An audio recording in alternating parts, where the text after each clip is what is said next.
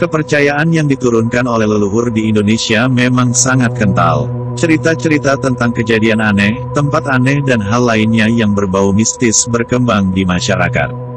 Salah satunya adalah tentang kerajaan gaib yang dipenuhi dan dipimpin oleh makhluk tidak kasat mata.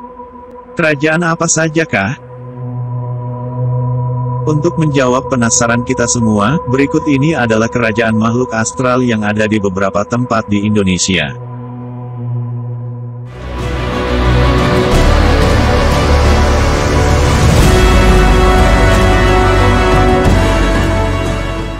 Sebelum kita lanjut, jangan lupa untuk klik tombol subscribe dan tombol loncengnya agar tidak ketinggalan informasi dari channel ini.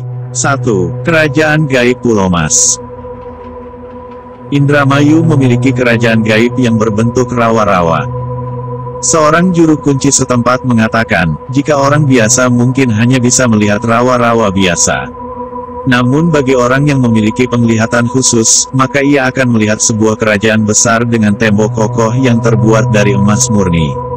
Kerajaan gaib ini dipercaya dipimpin oleh seorang raja jin yang sangat sakti, bernama Raden Werdinata. Ia didampingi oleh Mahapati tersohor bernama Mahapati Jongkara yang dibantu oleh panglima perang yang diberi gelar Kalasrenggi. Dalam legenda kesaktian Werdinata pernah terbuktikan ketika Indramayu belum berdiri.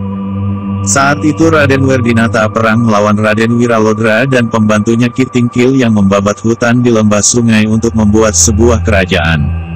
Tak terima raja yang menguasai hutan menantang Wiralodra untuk bertarung selama 11 bulan, dengan bantuan raja gaib dari kerajaan lain bernama Kalarengking, akhirnya mereka berdua berdamai dengan syarat Wiralodra harus menikahi putri dari Raja Werdinata.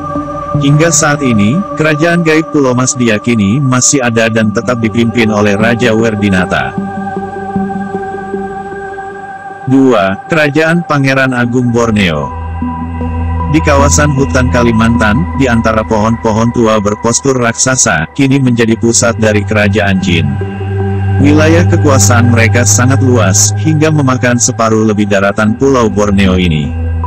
Gaung kebesaran raja di masa lampau bergelar Pangeran Agung Borneo ini, jauh lebih populer dibanding presiden di Indonesia di alam manusia. Manusia juga tidak ada yang tahu persis, berapa usia dari kerajaan Pangeran Agung Borneo. Namun sudah ada jauh sebelum Kalimantan dihuni bangsa manusia. Anak Dayak pun menjalin persahabatan dengan makhluk gaib. Dan hal itu bukanlah hal yang aneh dari suku pedalaman ini. Mereka punya bahasa sandi tersendiri untuk memanggil makhluk gaib. Mereka cukup menyebutkan beberapa kata ke arah batang pohon tua dan besar. Dan hanya dalam hitungan menit, dari dalam batang pohon raksasa itu keluar jin dalam wujud sebaya anak manusia yang mengundangnya. 3. Kerajaan Gaib Alas Purwo. Kerajaan ini dipercaya sebagai kerajaan jin paling besar di daratan Indonesia. Alas Purwo sebenarnya adalah nama kawasan hutan lindung di Banyuwangi, Jawa Timur. Selain memiliki keindahan, tempat ini dikenal oleh warga sangat angker karena kabarnya sering terjadi penampakan-penampakan makhluk tak kasat mata.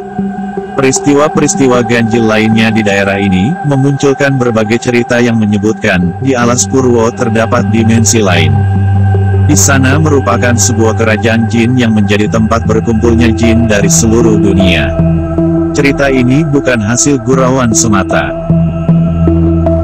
Legenda menyebutkan, jika kerajaan ini adalah kerajaan yang telah ada dari zaman kerajaan, di mana para raja-raja zaman dulu bersekutu dengan jin penghuni kerajaan ini untuk mendapatkan kesaktian dan kemakmuran.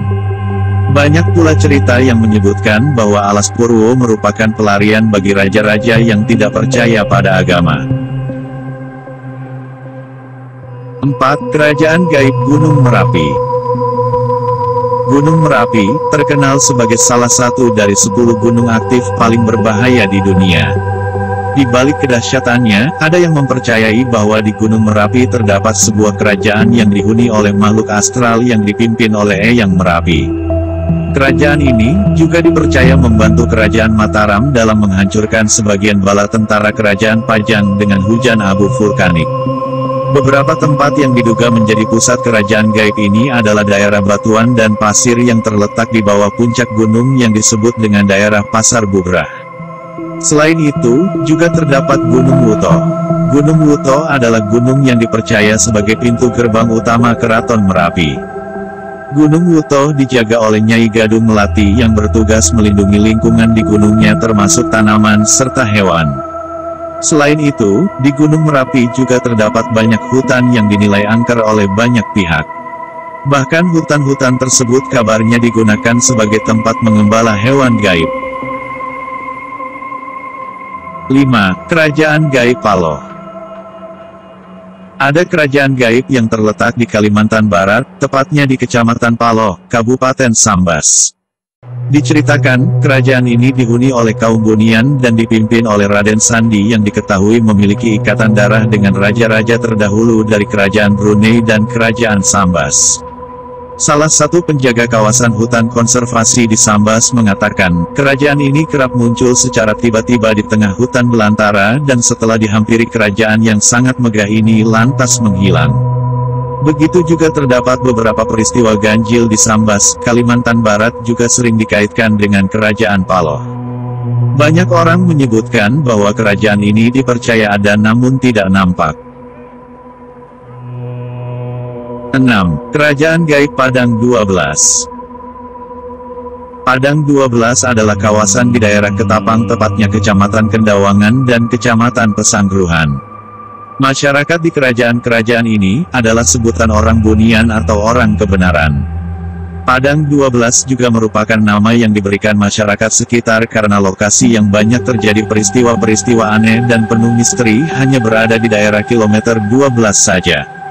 Sama halnya dengan Kerajaan Paloh, Kerajaan Padang 12 juga memiliki berbagai cerita mistis yang telah beredar. Banyak orang mengatakan bahwa penghuni kerajaan ini adalah makhluk astral, baik yang mengganggu orang jahat dan membantu orang baik. Selain itu, cerita-cerita yang berkembang juga mengatakan bahwa orang Bunian atau orang kebenaran ini memiliki kekayaan yang luar biasa banyaknya.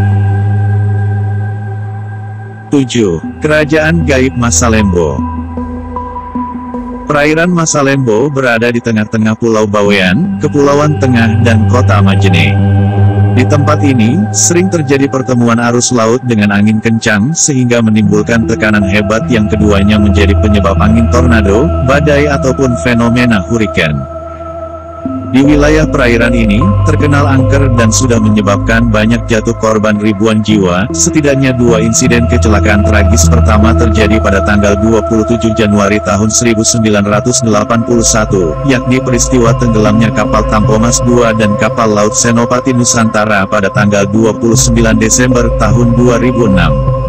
Lalu setelah itu, menyusul kapal tenggelam lainnya pada tanggal 1 Januari tahun 2007, kecelakaan pesawat udara Adam Air 574. Kemudian hanya berselang beberapa bulan saja, terjadi lagi tenggelamnya kapal motor Fajar Mas di tanggal 27 Juli tahun 2007. Anehnya, berselang 1 bulan lagi terjadi musibah pada kapal Sumber Awal tanggal 16 Agustus tahun 2007.